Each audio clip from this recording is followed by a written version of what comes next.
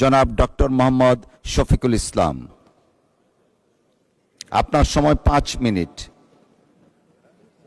আমার তো 8 মিনিট ছিল, আমি যতটুকু জানি।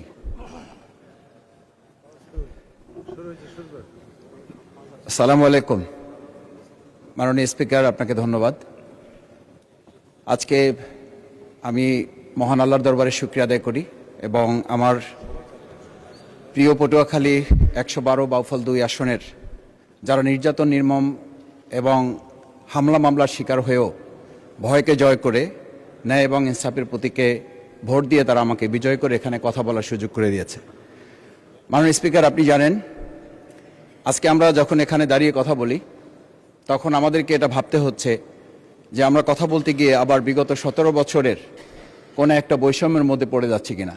কিন্তু আমাদেরকে এটা ভাবতে হচ্ছে আমরা যখন এখানে দাঁড়িয়ে কথা বলছি, আমাদের কথা বলার সময় শহীদ শরীফ ওসমান হাদি ইনসাফের পক্ষে কথা বলার সময় বলেছিল, আমার প্রতি যে জুলুম করবে আমি তার সাথেও ইনসাফ করতে চাই। আমরা লক্ষ্য করেছি এই সরকার প্রতিষ্ঠিত হওয়ার পর শরীফ ওসমান হাদির ব্যাপারে তার বিচারে কতটুকু কার্যকারিতা নিয়ে এসেছে তা আমরা এখন পর্যন্ত জানতে পারিনি। আমার মনে হয় আমরা সংবিধান নিয়ে ঘাটাঘাটি করতে করতে যদি সংবিধানই আমাদের রক্ষা করতে পারত, তাহলে সংবিধান আমাদেরকে বলে দিত যে আমাদের সেদিন বালু ট্রাক সরানোর ক্ষেত্রে সংবিধানের পৃষ্ঠা আমাদেরকে খুঁজতে হতো। সংবিধান যদি আমাদেরকে রক্ষা করতে পারত, তাহলে 72-এর সংবিধানের আলোকে আজকে আমাদের এখানে থাকার কথা না। আমি শফিকুল ইসলাম মাসুদ, আমার এখন জেলখানায় থাকার কথা। সংবিধান যদি মানতে হতো, তাহলে আমাদের মাননীয় প্রধানমন্ত্রী বাংলাদেশে থাকার কথা না, ওনার দেশের বাইরে থাকার কথা। সংবিধান মানতে হলে বর্তমান স্বরাষ্ট্রমন্ত্রীর এখন দেশের বাইরে থাকার কথা ছিল। সংবিধান মানতে হলে যে বাচ্চাদেরকে আজকে এখানে শিক্ষা দেওয়া হচ্ছে, দীক্ষা দেওয়া হচ্ছে, কিংবা তাদেরকে কোনো কোনো ক্ষেত্রে জাসদের সাথে তুলনা করা হচ্ছে, সেই বাচ্চাদের নিয়েই আমরা এই সরকার দলের লোকদেরকে, সরকার দলের সম্মানিত নেতৃবৃন্দকে আমরা চোখের পানিও ফেলতে দেখেছি। আবার কাউকে কাউকে কথা বলতেও শুনেছি যে এই সমস্ত বাচ্চাদের, আমরা তাদের শিক্ষার্থীদের আন্দোলনের সাথে আমাদের কোনো সম্পর্ক ছিল না।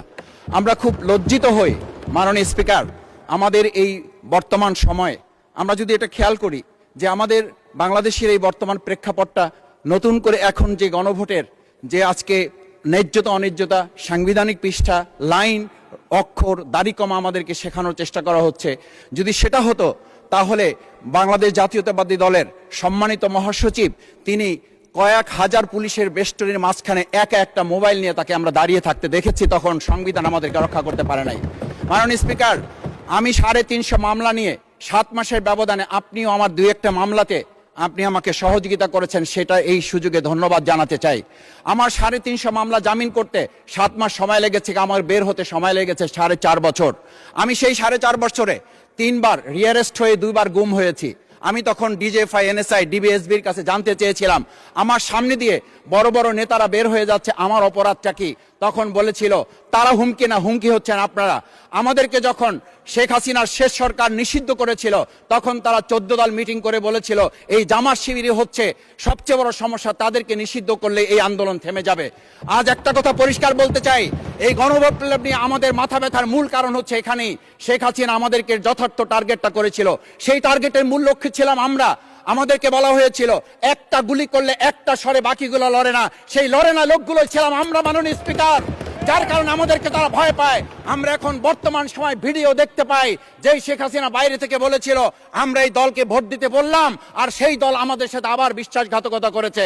আমরা সেই শেখ হাসিনার বক্তব্য শোনার পর আমরা কাউকে আজকে এখানে বলতে শুনি নাই শেখ হাসিনার ওই বক্তব্য সঠিক নয়। এই মানুষ প্রতারিত হয়েছে, বেইমানি করা হয়েছে। আবার যদি গণভোট, জুলাই সনদ নিয়ে এই জাতির সাথে প্রতারণা করা হয়, তাহলে মূল্য দিতে হবে শুধু নয়, আবার আমাদেরকে 17 বছরের সেই জেল জুলুম, নিপীড়ন, গুম খুনের জায়গায় আমাদেরকে ফিরে যেতে হবে।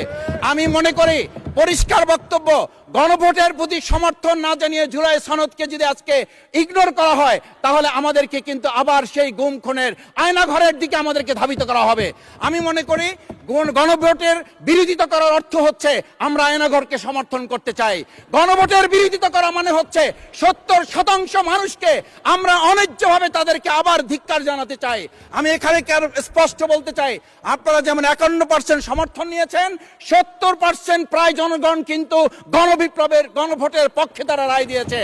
আপনাদের চেয়ে সেই 51%-এর তুলনায় সেই 70% প্রায় গণভোটকে যদি আপনারা ইগনোর করেন, তাহলে আমি বলবো আমার বাউফল, আমার পটুয়াখালী শুধু নয়, গোটা বাংলাদেশ আবার জেগে ওঠে এই গণভোটকে তারা কার্যকর করতে।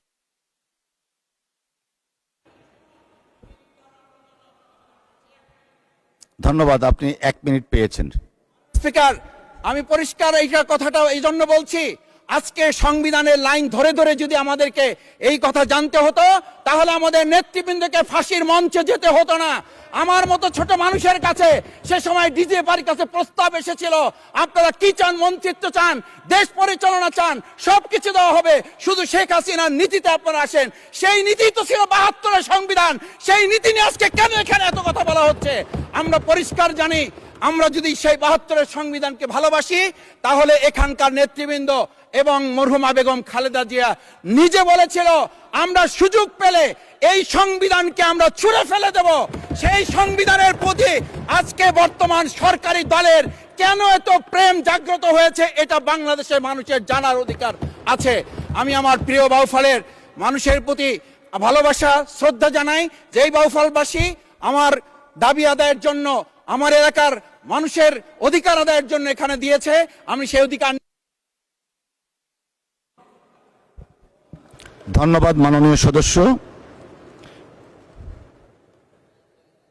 এই পর্যায়ে আলোচনায় অংশগ্রহণ করবেন খুলনা 4 আসন থেকে নির্বাচিত মাননীয় সংসদ সদস্য